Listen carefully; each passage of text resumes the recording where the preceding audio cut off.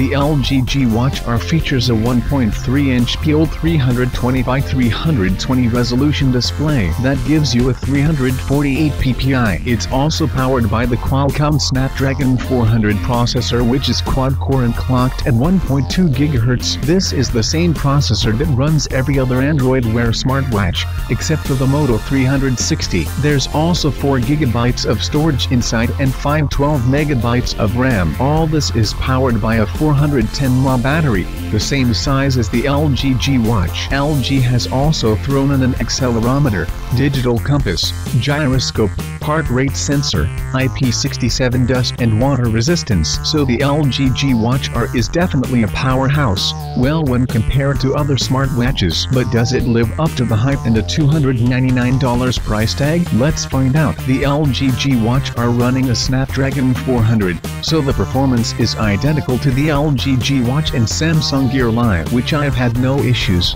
performance-wise, with the LG G Watch. In the few months I've used it, everything is pretty smooth, although I will say that the American Airlines app has a bit of a lag to it, but the lag was also present on the Moto 360 and LG G Watch, so I think that's the app's issue and not the watch. What about the display? Well, the display is a P-OLED display that's a plastic OLED, similar to the LG G Flex's display. As far as visibility goes, you can definitely see it well outdoors. I have it up to about 3 usually, and it can go up to 6. However, I do wish it had auto brightness, because indoors, I'll have it darker than outdoors. And with the Moto 360, it had auto brightness, which made that easier. Ambient display also works quite well. It actually outshines the Moto 360 here. With the Moto 360 inches ambient mode, it only stays on a bit longer than normal, then goes off. With the LG G Watch R, it stays on all the time. But not just that, it also is brighter in ambient mode. Of course,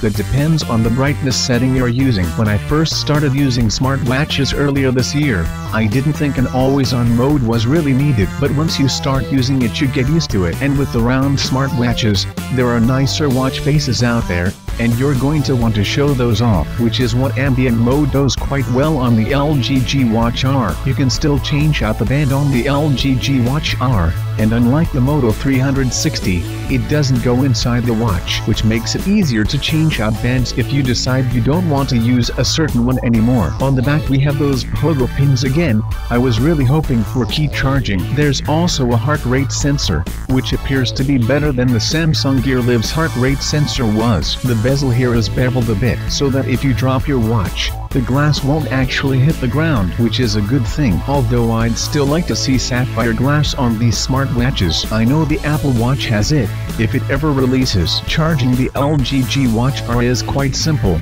You just use the cradle that comes with it. It looks identical to the LG G Watch's cradle, except it's round. It does use a micro USB charger to charge, so that's simple. So how does it look when worn? I'd say it looks nice. I've worn the LG G Watch, Moto 360 and LG G Watch R in public and through airports while traveling and such, and I've never gotten a question about the LG G Watch, but I have about the Moto 360 and the LG G Watch R.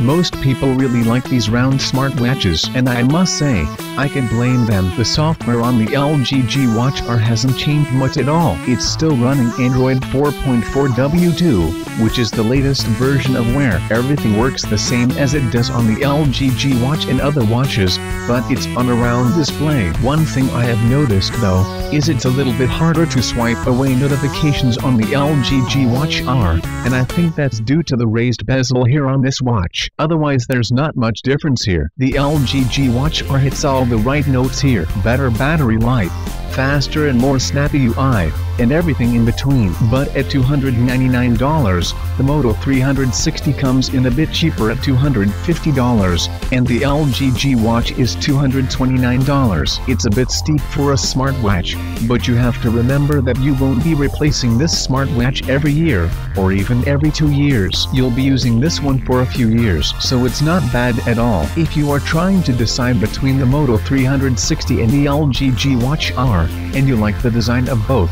I'd recommend the LG G Watch are mostly for the battery life, but also for having a more updated processor. The Moto 360 uses the same TIO-MAP processor that the Galaxy Nexus used in 2011. In the world of sport watches, the LG G Watch R is the first, and right now the best. It beats every other Android Wear smartwatch in every category, hands down.